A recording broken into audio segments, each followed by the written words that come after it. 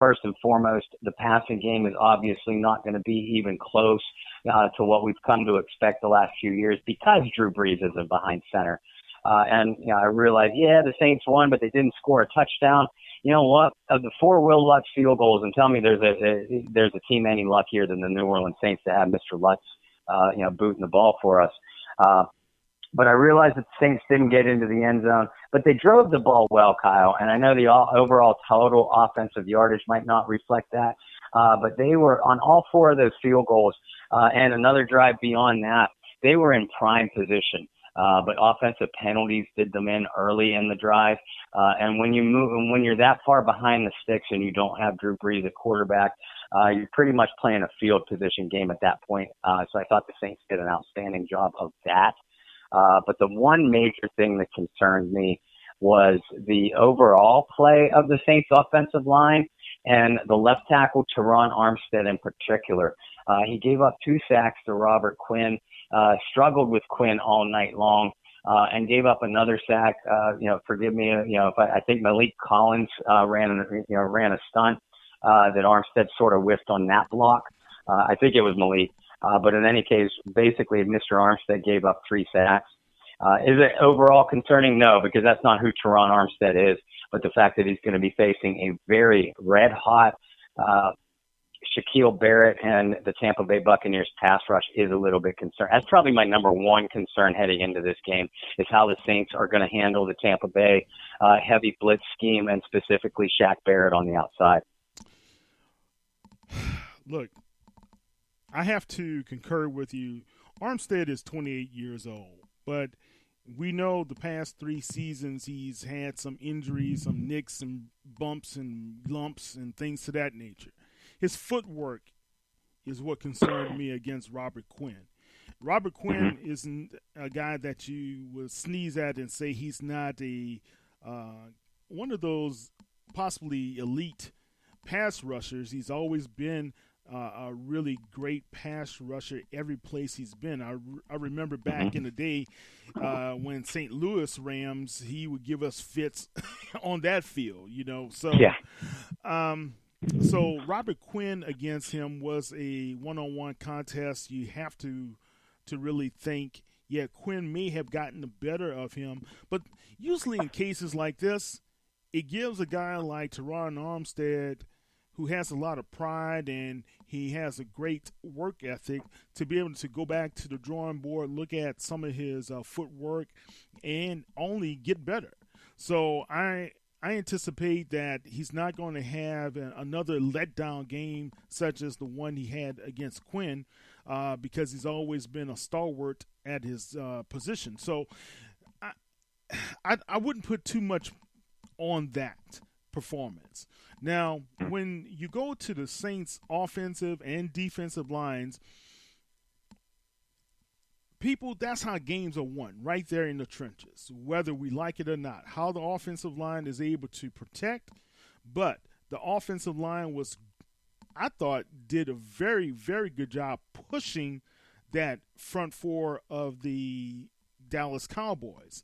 The Saints had 36.4 minutes of possession time compared to 23 and 56 seconds of possession time for the Dallas Cowboys. So that meant we were controlling the football, and that meant that we were handling our business up front. Of course, Teddy is going to have to take some shots down the field. And I think Sean Payton is going to be a little bit more comfortable in this particular game against the Buccaneers defensive secondary to be able to take those shots down the field. The first couple of games were he feeling Teddy out, Teddy feeling him out, Teddy feeling himself back into prime game mode, not being on the sidelines holding a clipboard or holding up the earmuffs. He's in the game now. So I think this third game and fourth game are going to be more the telling games of what to expect going forward with Bridgewater until Drew Brees gets back. Yeah, Kyle, I completely agree with you, and I'll go even a little bit further. I think that the Saints' offense might very well have to make plays down the field in the passing game to win this. Tampa Bay, this is no disrespect intended to Dak Prescott or Ezekiel Elliott or Amari Cooper, but Tampa Bay's receiving core is deeper and more dangerous, in my opinion, than that of the Dallas Cowboys. Now, Marshawn Lattimore, Eli Apple, Vaughn Bell, Marcus Williams, they all had outstanding games, I thought, against Dallas. They're going to have to duplicate that feat against Tampa Bay. But we have seen this Buccaneers offense put up some yardage and big plays and points on this Saints team, on this very personnel before in the very recent past. So you could almost concede that Tampa Bay might very well pick up some yardage and put some points on the board. So Teddy or Coach Payton rather, might have to take the reins off of Bridgewater a little bit and kind of push that ball downfield. The Saints have done an outstanding job the last two games, Dallas and then Seattle previous to that, in keeping control of the football and therefore the pace of the game, like you just pointed out.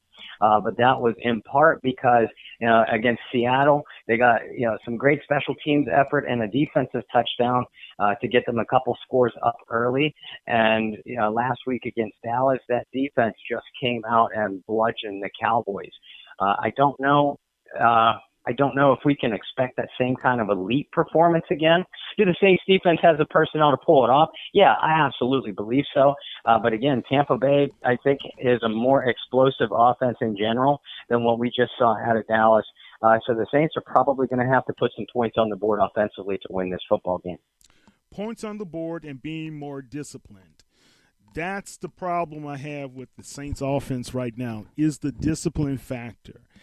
Is it because Drew Brees' cadence is different from Teddy Bridgewater? Is it just they weren't able to handle a ferocious pass rush?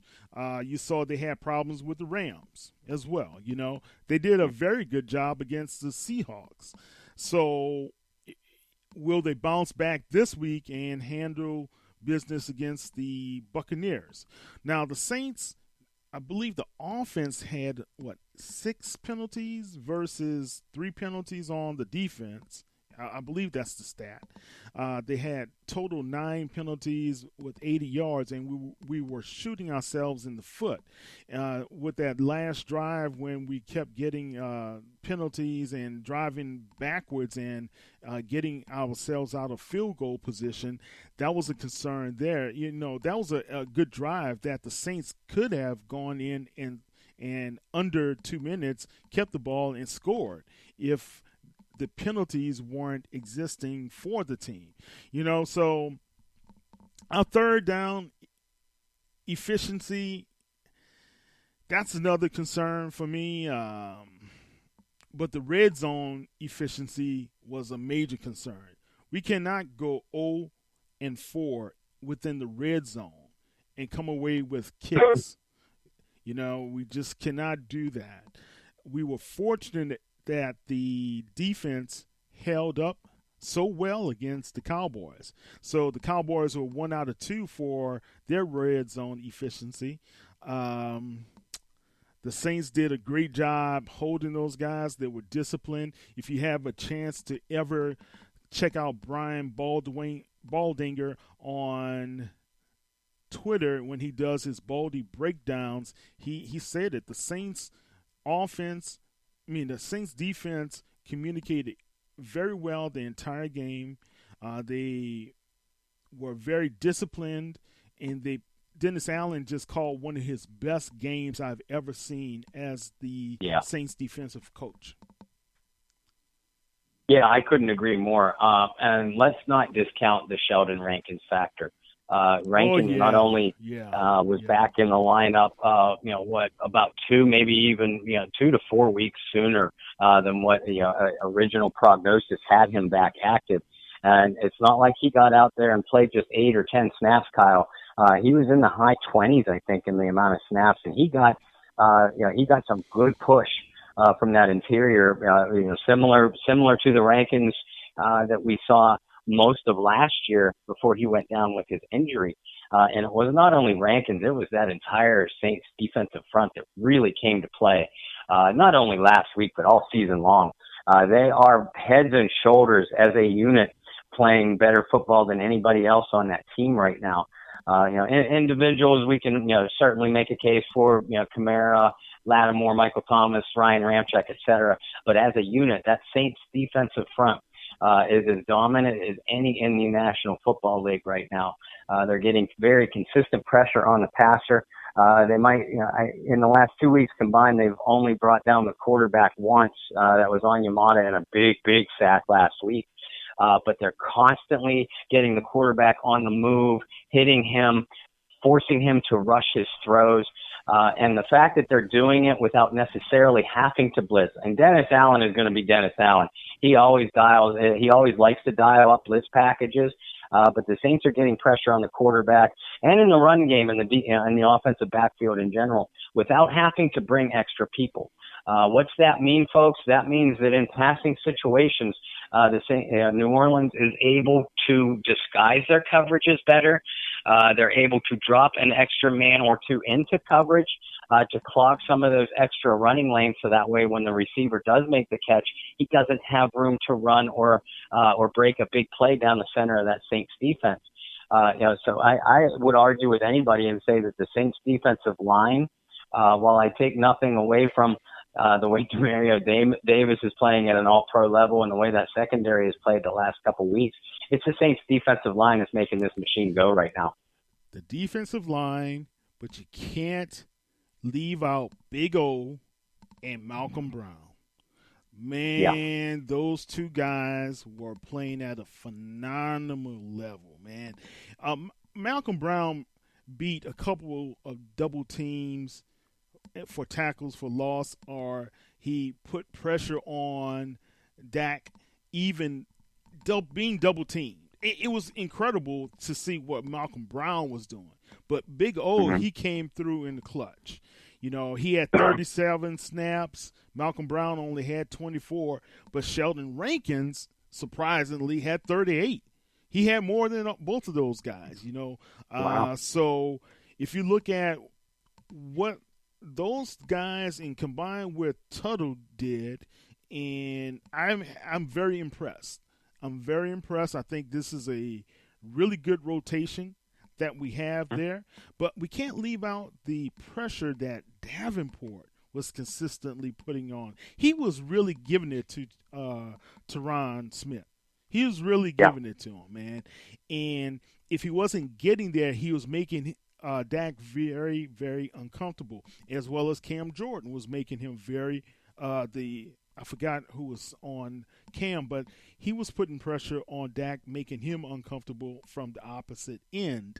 So, look, I was waiting for Dak to have one of those long breakout runs. You didn't see that, right? That's why when you look at how the Saints were able to limit Ezekiel Elliott, you talk about a guy for the past 2 or 3 seasons, right, has been the NFL rushing leader to be held to, 38 yards total? Really? I'm looking. 35 yards on the ground, 65 total. We had 6 catches for 30 yards. Okay, well, let's stick with the ground. Man, come on. That's just an awesome performance, man, for them to be able to hold this guy. I think in the first half he only had 26 yards. He averaged 2.4, but for the game he averaged 1.8 yards per carry. Yep. Wow, what a great performance from that defensive line. Now, that's a carryover from what we've seen that defensive line perform from last season when they were toward the top of the defensive stats against the run, right? So did Sheldon Rankins make a difference this game? You better believe he did. You better believe he did, man. He absolutely did. And, I mean, it is so good to have Rankins back in the lineup. Not only, for that young man, he is such a hard worker. It seems like a great guy, very easy to root for. And it's great to have his talent on the field. But like you pointed out, well, I'll put it this way. After the Saints win, as most of you who follow our work know, I'll put out a game balls piece and kind of award, mythical game balls to the Saints performers that I thought played the best. And as I was watching the game live, I thought to myself, and you mentioned his name, raved about him too, thought to myself, Malcolm Brown's going to get one of my game balls. But as I watched the replay into the night and then, into the next morning, before I finalized the article for lunchtime, I decided to give it to the whole Saints defensive line, and you just ran through the who's who list of why. Davenport doesn't have a sack yet this year, but he leads the team in quarterback hits, and he made a living in that Dallas offensive backfield last week. Cam Jordan is Cam Jordan. I mean, I would take him over any defensive end in the National Football League. And I have a list of reasons why. Shai Tuttle is playing outstanding football in the center. Onyemata is a gamer. I have loved watching his game progress. Since the Saints used that 4th round draft choice on him, I believe it was in 2016. He was extremely athletic but raw. And each game, really, he has gotten better and better. And he is now an every down defensive tackle. And he's very prone to making the big play for his defense in key situations, as we saw Sunday night. So, yeah, you're right, Kyle. I mean, that whole line, and that, they were at the top of the defensive rush rankings all last year. They got off to a little bit of a rocky start this year against the Texans in that first half. And against the Rams, they had a difficult time controlling the line of scrimmage. But the last 2 weeks is very reminiscent of what we saw out of 2018. So just think for a second and let yourself smile at the fact that when Sheldon Rankins rounds himself into game shape, and obviously the young man has come back in outstanding shape. That's why he's back on the field almost a month earlier than what many people forecast. So we know he's in great shape. But there's a difference, as we've heard from all of our former Saints and football friends that have come on to even our show. There's a big difference between in shape and football shape. So this man is going to be in football shape by the time we get into the stretch run, perhaps a little bit before. And this defensive line, who is already very, very good, is going to be elite. Yeah, elite is great. Remember the first game? They were without Big O and without Rankins.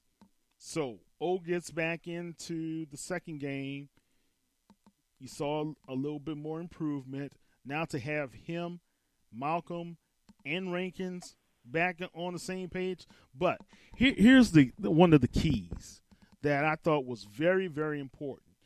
How Davenport and how disciplined Cam Jordan were in not allowing guys to come around the end. They kept their balance. They kept their discipline, holding up the end. Cam Jordan, one play, Brian Baldwinger broke down. He said, look, he's just handling his guy with one arm. That's all he had to do. He was controlling that end with one arm and holding up his end. The other time was when Tavon Austin was coming around. That could have been a big play. You saw the athletic ability of Mr. Davenport right there. He was disciplined enough not to over-pursue. He got back into the play, but his length, that was the key, guys. If you look at that play and how his Tavon Austin, little short guy, was very speedy with 4.2, 4.3 speed, was coming around. Davenport, with his length, was keeping up with him and keeping him from going outside and bringing him back inside where the rest of the gang was coming into pursuit to be able to clean up the duty. That was beautiful. That's the type of play that these guys have to continue to do. Now, Shaheem is – that's his real name, Shaheem Devontae Tuttle. He's a former volunteer out of Tennessee, big 300 pounds. Great to have him on the team. He spelled those guys. He was in for, I believe, 18 plays or something to that nature. But I've got to say this. You look how, if that defensive line and that supporting cast in the linebacking core keeps up what they're doing. Now, I know it's a big loss not having Anzalone. I know we lost Ellis last week, but Alonso, he's done pretty good, from time to time. I was very surprised how well A.J. Klein played. So all in all, man, I think kudos to the defense, but the secondary is going to have a challenge against Evans and Godwin. Yeah, they really are. And I have always been a huge fan of Chris Godwin all the way back to his Penn State playing days. And I knew he was going to round into one heck of a weapon for Tampa Bay when they drafted him a few years back. And sure enough, he actually, Godwin actually leads the Buccaneers in both receptions and receiving yards by a slight margin over Evans. And make no mistake about it, Mike Evans is still an all-pro caliber receiver, but that's just a testament to how well Godwin is playing and how scary good Tampa Bay's starting two wideouts are. Bob, and let's not. Let me ask you this. Okay. You look at Godwin, right? You look at Evans. Evans, if he didn't have that 67-yard touchdown, he had a mediocre day against the Rams. Okay? Godwin was targeted 14 times. He caught the ball 12 of those 14, 172 yards against Marcus Peters, Aqib Talib, right?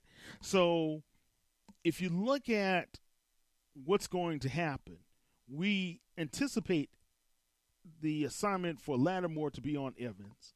So that means Eli Apple has to step up because Godwin is – if he doesn't, he's going to eat his lunch all day long. Just bring your lunch pail, Eli, and Mama might be in the stands. Have her fix you a couple of lunches. Have a Yahoo in your lunch pail or something to snack on. It's going to be a long day. Either the Saints are going to have to do one or two things. If they see Godwin being too open, they're going to have to either switch out or be able to put someone else onto him. That's my only concern. Yeah, and I could see it, and I realize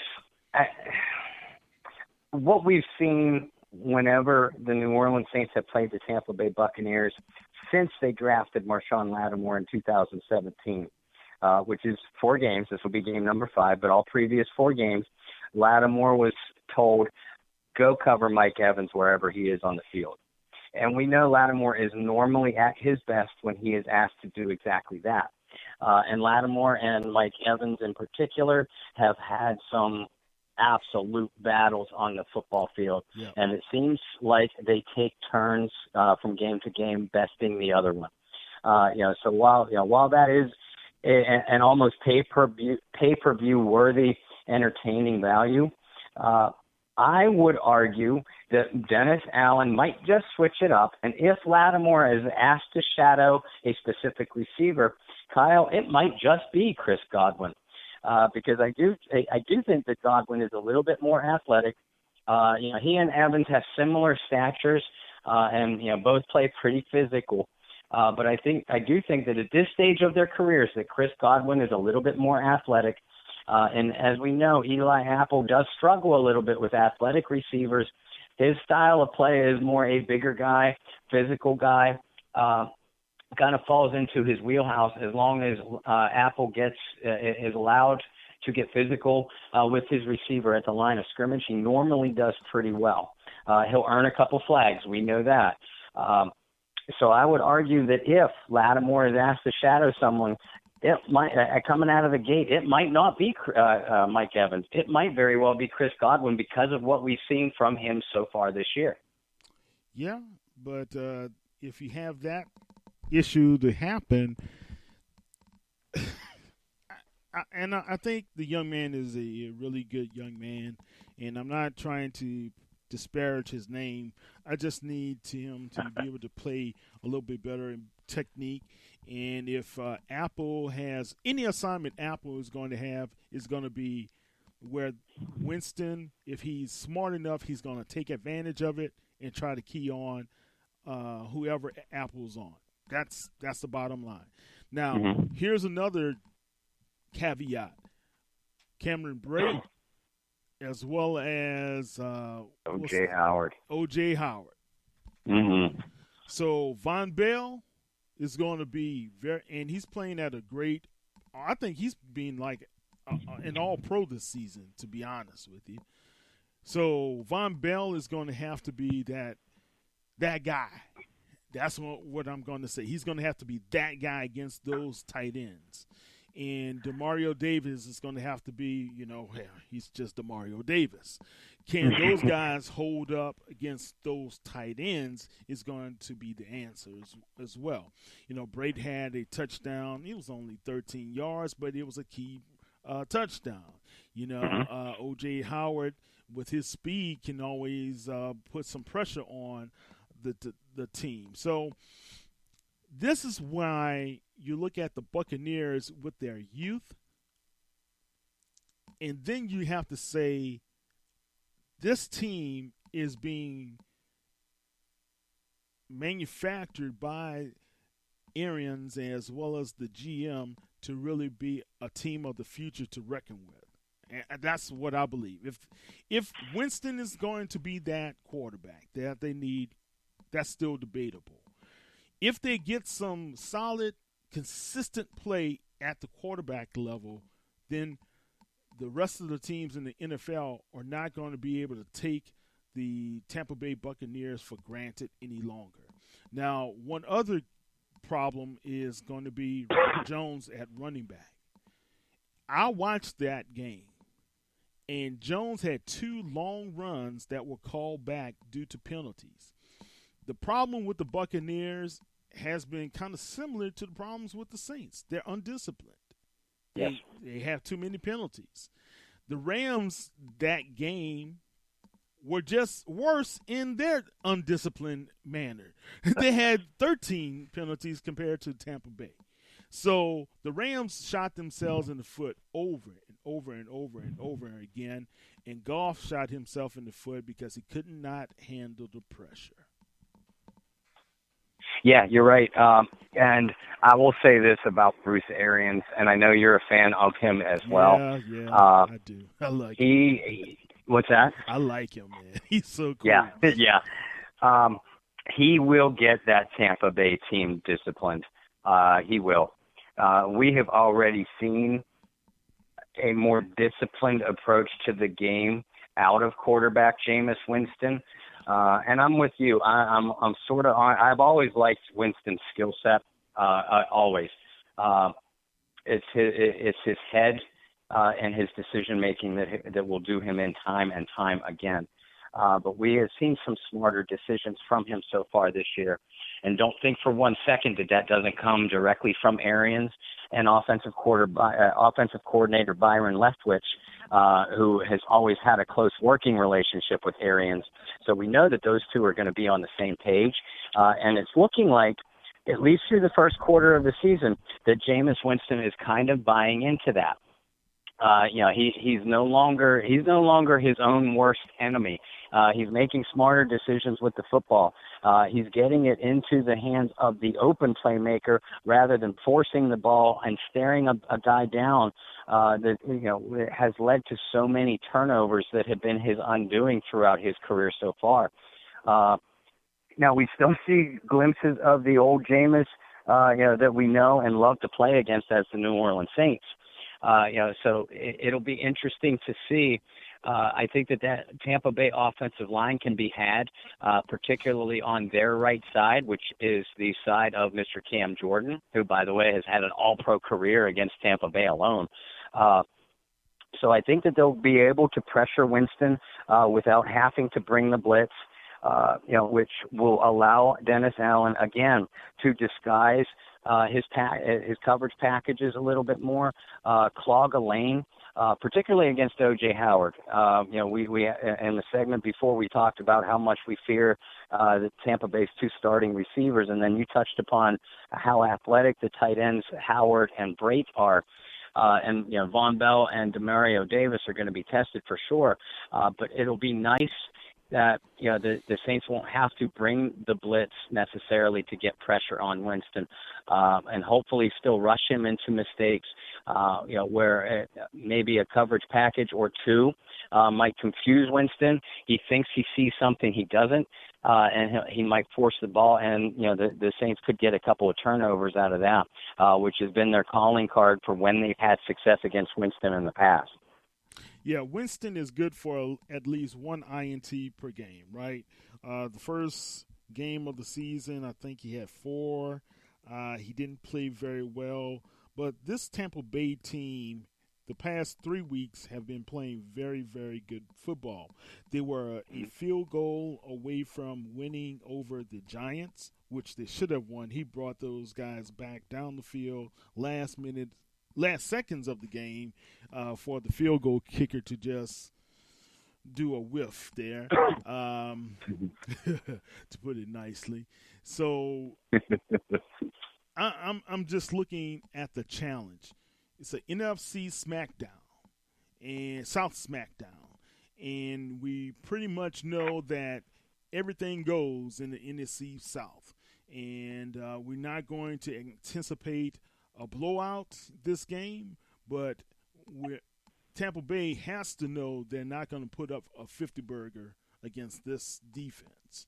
So will Arians and Leftwich be patient enough to have a sustained drive or two against the Saints, or will they test the secondary early? How well the secondary early stands up to any aerial assault from those guys is going to be the telltale sign how the second half will be for the team. Because usually Sean Payton and Dennis Allen, those guys are very skilled at making the necessary adjustments for the Saints, even offensively and defensively. So it's going to be one of those mind against mind type of deals. Who has the best coaching mind, who has the best discipline on the field with the team, and who is going to be ready to game and ball out. That's how I see it. Yeah, I couldn't agree more, because if you jump to the Saints offensive side of the football, you look at a similar set of circumstances. First of all, Tampa Bay is sitting near the top of the NFL, not only in rushing yards given up, well under 100, but they're also allowing less than 3 yards per carry. That's usually the benchmark of a good rush defense. Yeah, but come on, Bob. Let's okay. I'm just gonna say this: they played the Giants. Mm-hmm. Last week, Saquon Barkley, yeah, but it was still the Giants. You have an inconsistent play caller with what's his name, Shermer, and just because they were playing Eli at that time, right? Yes. So now they have Jones, and they're playing a lot more freer. I don't know why offensive coordinators and coaches do this. It seems like they have their favorites, right? And I'm saying this to say, look, who did Tampa Bay beat? Let's look at that. Did they have a talent like you brought up Barkley, but did they have a coach that supported the run, right? Am I wrong? Because last week the Rams looked like they forgot all about they had one of the best running backs in the world in Todd Gurley, and Goff just was tossing up his little 500 yards there. And he also had, 3 interceptions, right? So then Tampa Bay, let's say the second week in the season, that was their first win over the Panthers, right? Yeah. So did that defense give up a big run here or there? So I'm looking at Christian McCaffrey. Christian McCaffrey only had 37 yards on the ground. The Panthers tried to throw the ball too much because you don't have Cam Newton throwing 51 times, and that's what he did. So they put them in a bad situation. That's why the Saints have to the key. One of the keys, they have to be consistent. They have to take advantage of getting into the red zone with touchdowns, not with field goals, and they have to get up often and early on this team. If they can't do that, yeah, they're going to be in trouble, man. Then you're going to see where that line is going to tee off and wait for the Saints to try to run the ball with Kamara and Murray and those guys.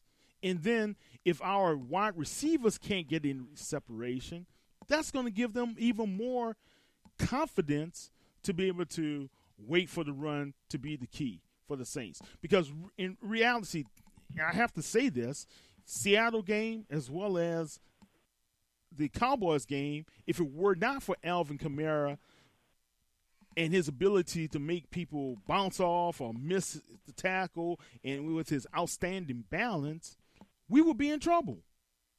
Because defenses were waiting for him to come, but he was able to perform at an elite level and be able to pick up the yardage and the necessary yardage that we needed at those times. So I'm not afraid of them against our run. I'm afraid of how we're going to have game called early in that game to see if the run is going to be effective against them or not.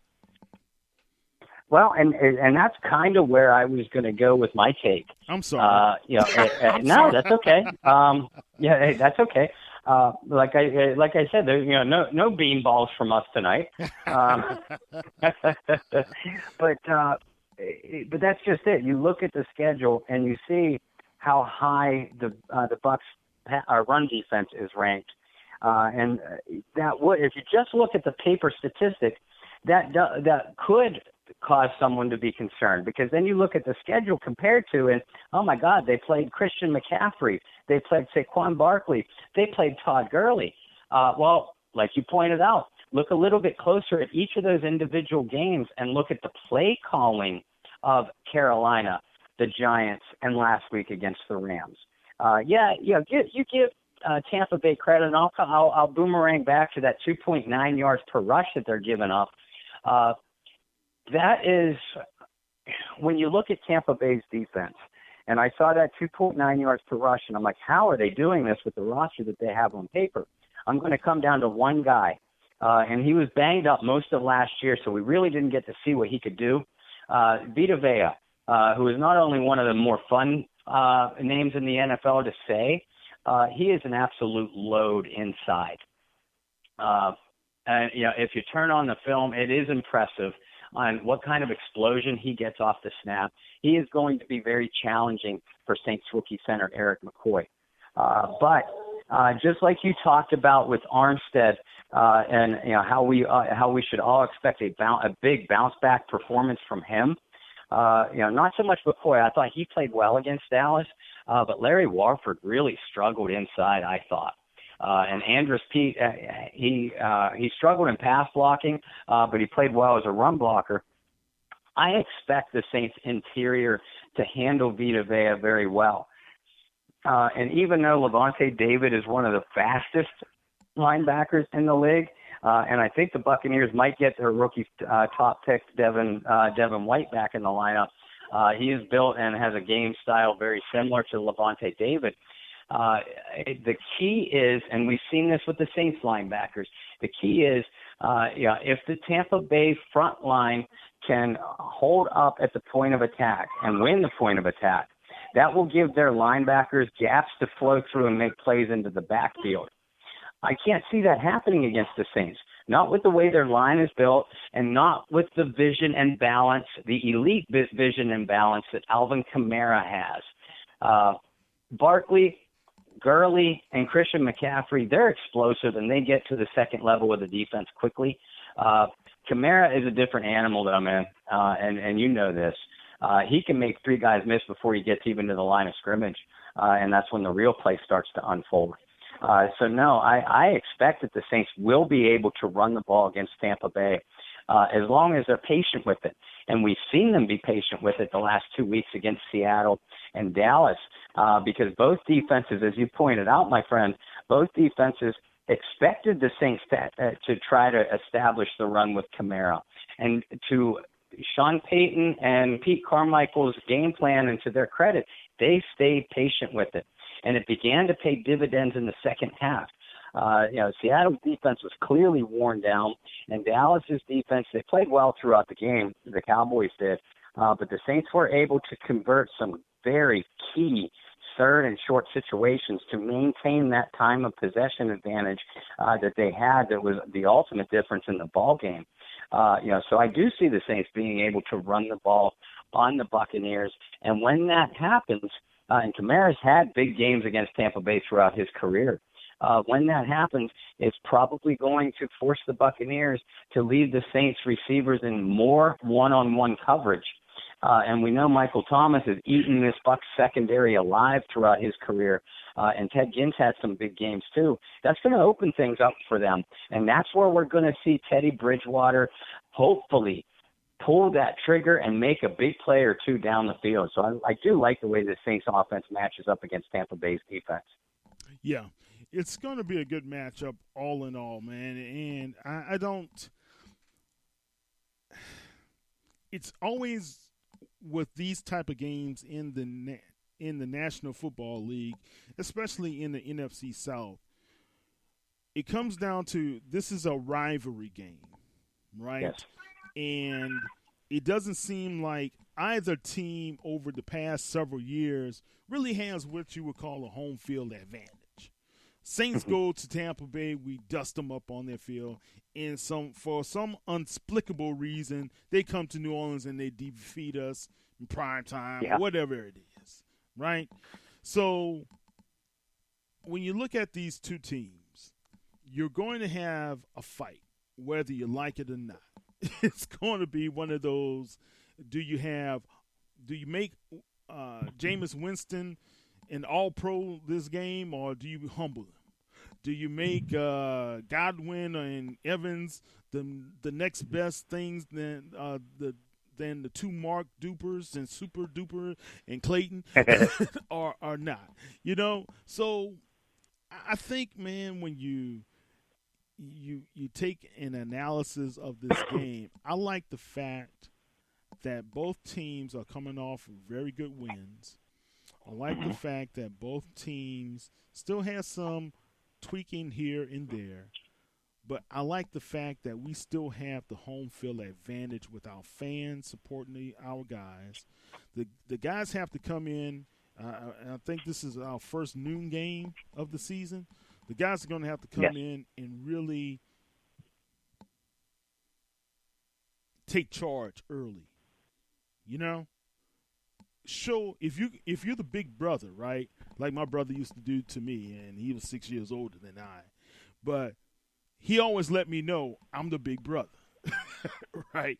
Nothing. Every time we played basketball, I had to find a way to score because he was 6 to 7 inches taller than I was, or when I was a little guy, he was almost a foot or more taller than I was, but I still had to find a way to score.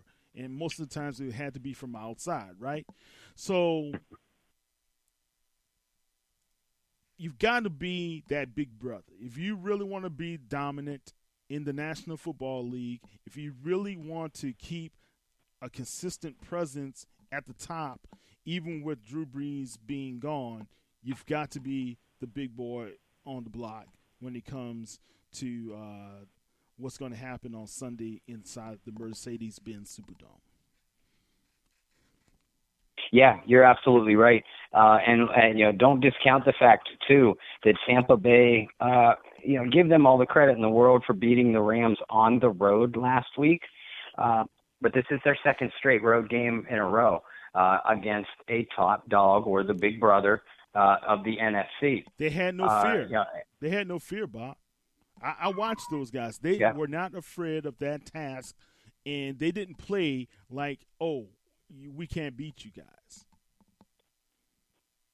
Yeah, you're right, and that's Bruce Arians' personality right there. Like we talked about before, the fact that Arians is beginning to instill his confidence, and he is an extremely confident individual. But his confidence, his swagger, and his fearless nature, and is beginning to trickle through this team. Right. The fact that the Saints are getting Tampa Bay when they are is probably a good thing, because I do think, and I thought this in the offseason too, I think that Tampa Bay is going to be one of those teams that's a lot better at the end of the season than they are at the beginning. And Sean Payton and his veteran coaching staff, they know what these division battles mean. They know it's going to be touch and go, and that they've already dropped one NFC game when they lost to the Rams, so they know how important these matchups are. So that's what I think, that they're going to come out with that big brother mentality, not overconfident, but kind of what your big brother do to you, Kyle, especially when you were getting closer to beating him in the different sports that he plays. He got more physical with you early on in the battle, did he not? He did. And I'm going to tell you how I had to respond. I had to be physical with him. And I never stopped playing that type of physical basketball anytime, if it was an intramural squad I played with, if it was just friends in the backyard. I had to be physical. I had to, because I was always the youngest guy in the crew anyway. I always hung out with older guys. So they never showed me any mercy. It was never like, oh, let's try to pat him on the head. Oh, go ahead and make a shot. No, it was, you got to come with it. If you don't come with it, sit your butt down. And that, they came with it. They came with it against the Rams. And I remember when I finally had an opportunity to beat my brother, it was like, wow, I got the biggest confidence. And it's like, okay, we're on now. Let's go. Let's go. So, yeah, and I think right now they have a lot of confidence, and it does permeate from the coach. Now, if you look at some of the highlights from Sean Payton's talk to the team after winning against the Cowboys, he said, no limit. No limit. This team has no limit, and they responded. They believed. They weren't afraid. Remember last year, they got beat up by Dallas, did they not? They got smacked down, dusted off that field in prime time. But this year, they were doing the dusting. They were doing the hitting, And I love that last hit that Chauncey Gardner-Johnson put on old Zach. And with the last pass, and I'm glad the refs didn't call it. And he kind of led up toward the end. I don't know how he did it, but it looked like he just plastered him. You've got to have those type of physical plays, because why? The opposing team will look at those tapes of you over and over and over and over again in preparation for this game. If they see physical play, they know one or two things. If we don't play physical up to them, we're going to be in trouble. Right? That's how I believe that's how Arians is going to have his team to respond in a physical manner as well. Yeah, I couldn't agree more. And we know how fierce and physical all NFC South battles are, and I would expect no different from this. Tampa Bay is rolling high with confidence, as they should be. But don't discount the confidence level that New Orleans is sitting with right now either. I think coming into the season, if you would have said, the Saints would be 3-1 at the season's quarter point, a lot of people would look at this roster and say, yeah, that's about what we expected. Right. Now, many of those same people, if they were then said, okay, what's the Saints record going to be at the quarter pole point without Drew Brees at quarterback? Not too many of them would have said 3-1. And the Saints know that. They have taken this us against the world mentality. They know what Dallas did to them last year, and they use that for motivation. In part, they use that for motivation all week long. but they're also, the defense in particular, but really the entire roster is taking the onus on their shoulders and saying, we don't hope to win without Drew Brees. We expect to win without Drew Brees. We are a Super Bowl championship roster, and we can only take games 1 week at a time as they come to us. This Tampa Bay team really outplayed New Orleans 2 times last year. Sure did. New Orleans went into Tampa Bay and won because they were dominant in the second half. But you remember, Tampa Bay was winning that physical battle in the first half. Right. And I don't have to remind you what they did to New Orleans in New Orleans, that secondary, the Saints secondary in particular. Now, granted, that was Ryan Fitzpatrick, but that was still the same group of receivers. And those guys in the secondary and the linebacking core and up front in particular, they're not forgetting that. So I expect them to come out and play really hard and really well this Sunday. Yeah. Couple of keys, Bob. The Saints win this game because what? They make plays down the field offensively. Teddy has to be quicker in his decision-making and then pull that trigger. He continues to play. He doesn't make poor decisions. He rarely does. My problem with him is he is delayed in his decision-making. It causes high throws. It causes his receivers to be limited after the catch to make plays after the ball. And he barely even looks downfield. If the Saints are going to win this game, Teddy has to make a couple plays down the field and get rid of the ball more decisively. At least 3 of those 5 sacks on Sunday were his fault, especially that last one, because he held on to the ball too long because he was being indecisive. Make your decision, trust your playmakers, and get that ball out quick. The Saints lose this game because what, Bob? They lose the turnover battle. The defense can't make the turnovers that they have the last 2 weeks to be the difference in the football game. And the secondary gives up a couple of plays down the field, either because of a lapse in communication, like crippled them early in the season, or they have to blitz a little bit too much because they can't get pressure on the front. The defense has to create pressure and cause just 1 or 2 big momentum-changing turnovers like they have the last 2 weeks. If they don't do either of those things, they will lose this football game. Which coach is more important on the field in the Mercedes-Benz Superdome on Sunday? It's Sean Payton, because Sean Payton knows what he has. Bruce Arians is still learning. Sean Payton knows what it takes to hold serve. By that term, I mean, and you're a tennis fan too. By that term, I mean, when you have the serve or when you have your divisional opponent in your house, you don't lose. And you need to come out and be physical and aggressive from the start, remaining confident and patient in your game plan. We know that he and Dennis Allen on the defensive side of the ball are masters at the halftime adjustment, but they cannot get off to a slow start, and I think that comes with coaching right out of the gate. Who wins? I think the New Orleans Saints are going to win. I love the way this defensive line and front seven are playing, and to borrow a Hank Stram term, that confidence and aggressiveness has matriculated itself back into the secondary. Yes. Yeah. So I do think that they cause a couple of turnovers, and I think that they do it early on to get that Superdome crowd really riled up. And I do expect Mike Thomas in particular to make a couple of deep plays down the field to open things up for him and Kamara both underneath. And the Saints offensive line is going to rebound in a big way from last week. I'm going to go Saints 28, Buccaneers 20. All right. I got the Saints 27-24 against the Buccaneers. All right, guys. Bob, I think when you look at the NFC South, I know the Carolina Panthers, they are back at 2-2.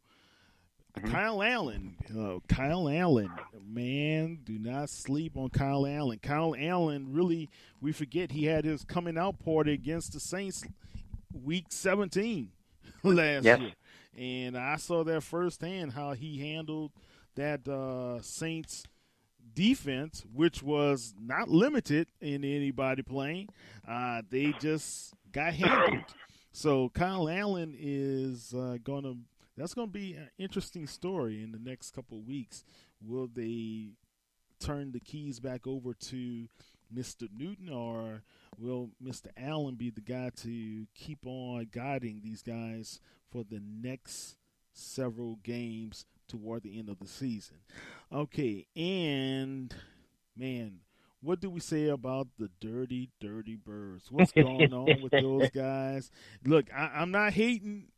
Yeah, I am. I'm hating, but those guys, man, it's just you don't know what you're gonna get from Atlanta, dude.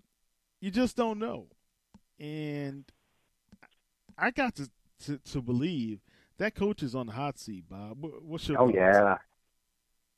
Yeah, I absolutely think that Dan Quinn is on the hot seat. And what are the Falcons sitting at? 1-3, and by all rights, they should have lost that game to Philadelphia. Philadelphia literally fumbled away a golden opportunity to beat Atlanta in that Sunday night game a few weeks ago. So by all rights, Atlanta should be sitting there at 0-4. And I think that Dan Quinn could be fired even before the end of the season at this rate. We have not seen any offensive line improvement from the Falcons, and we know that Matt Ryan folds quicker than an oiled beach chair under pressure. And Matt choke on ice. And that Falcons secondary. Man, they are just vulnerable to everything. We have kind of pulled our hair out, on a week in and week out basis at times with the Saints secondary and what we have seen on the back end. But I would rather have this Saints secondary when they're playing at their worst than this Falcons secondary on any Sunday. And Atlanta just isn't getting enough pressure. They aren't physical enough in the defensive front seven to make a difference, leaving that secondary even more vulnerable to the big play. The Falcons are just falling apart. You can see it on the field, and you can see it in the sidelines too. They don't have any confidence in each other. And this is a team that was in the playoffs 2 years ago and in the Super Bowl 3 years ago. Much of that core is still into place. And you look into their eyes, and they just don't seem competitive right now. They don't seem like they feel like they can be competitive right now.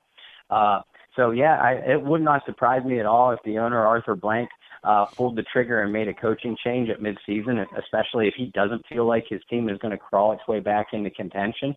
He's shown in the past he won't hesitate to make a change sooner rather than later. They go against the Texans on Sunday, 12 o'clock in Houston. If the Houston Texans come away with a win, the next game they play against the Cardinals, right? If they can't beat the Texans and they can't beat the Cardinals, a change is going to be made. A change is about to come. That's all I'm about to say, man. That they are really in a prime situation where so much talent. And don't get me wrong, Saints fans, I'm not giving them so much praise. I'm just saying there's a lot of talent there. I know they've had some really bad injuries last season. I don't know if this season, I guess they did have a couple. Neil was injured, right? He's a key guy in their backfield. But other than that, man, this team is reeling right now. They are reeling. If they don't really get it together soon, they have two games that they could possibly win against the Texans, who have a suspect defensive backfield, and the Cardinals, who are at 0-3-1 currently. Okay? All right, guys. Bobo, tell everybody how they can find you on the World Wide Web. Well, my personal accounts can be found. I am on Facebook, Bob Rose, and also on the Twitter, at BobbyR2613.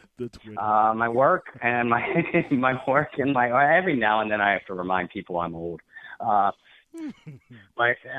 work and my articles can be found through the Canal Street Chronicles, which can be found on Facebook, Canal Street Chronicles, or Twitter at Saints CSC. we also have our own, Kyle and I have our own Bayou Blitz Twitter page. It's at Bayou Blitz 412. We don't have a lot of love there yet, so help your family out. Give us some love. Now, our Facebook account, Bayou Blitz on Facebook, that does have a lot of love, a lot of support. A great team of administrators and just a deep, very supportive of one another family. I can't ever tell you guys how much both Kyle and I love everything that you do for us. You will, populate True Saints News, help us populate our pieces. It reduces our workload. In addition to having good dialogue with each other and an extremely supportive group in general. So we both want to thank all of you, every single one of you, for the love and support that you're giving to us and to that page in particular. So if you have or know of anyone that would like to be involved in what we do, listen to our show, read our articles, get them involved in that group. It does take a membership request to join, but all you need to do is hunt down someone. Kyle or myself would be a great start, and just send us a membership request. I promise you'll be welcomed in with open arms. Definitely. Next week, Saints fans of the Saints News Network, you're going to hear a great announcement about the network and it's in our future. So stay tuned. You can always follow us and Barry Hurstis for his writings on SaintsNewsNetwork.com.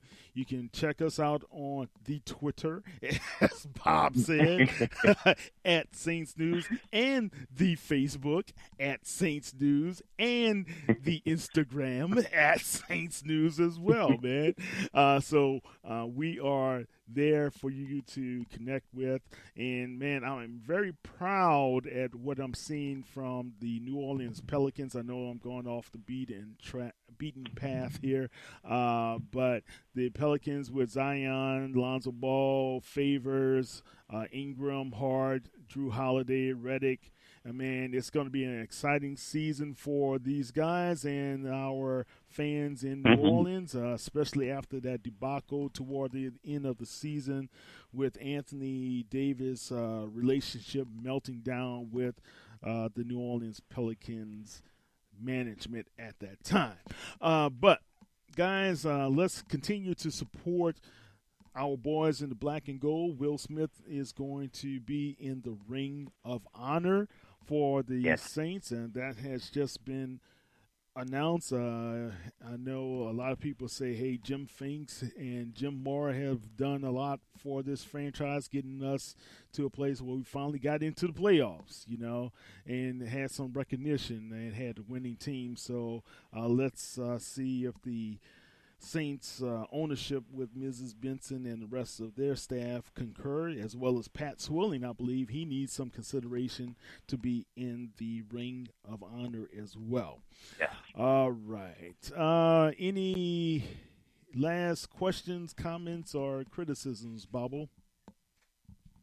You know what? None. You, as always, say it so eloquently. That is why you are the Kyle Mosley. That's not what my wife says. She calls me that man. Who is that man? But definitely Bayou Blitz fans. I already know what the announcement is. I am sad to report it's not going to be a statue of me erected anywhere. It's coming. We're going to put a little one outside the Superdome with you and Will. How about that? That'll work. But no, you seriously, we aren't going to be giving away any spoiler alerts. You have to tune into the show to hear Kyle's breaking news on the network and involving our little fiasco here at the Bayou Blitz. But I promise you, it's an exciting announcement. So make sure you tune in next Wednesday evening. Yes. Saints fans and Who-Dats from all over the world, this is Kyle T. Mosley with Bob Rose of the Canal Street Chronicles and host of the Bayou Blitz podcast. Bob, I hope you and your family have a great weekend. And who that's? Two. You guys be safe out there. Pray for our boys in black and gold to be safe and healthy, and they come through without any huge and life-changing injuries, as well as the Tampa Bay Bucs. And Saints fans, you just guys have a great time in the Superdome on Sunday as our guys face the Tampa Bay Buccaneers. This is Kyle T. Stay safe, be great, and always be tenacious. Take care. Bye. Yeah.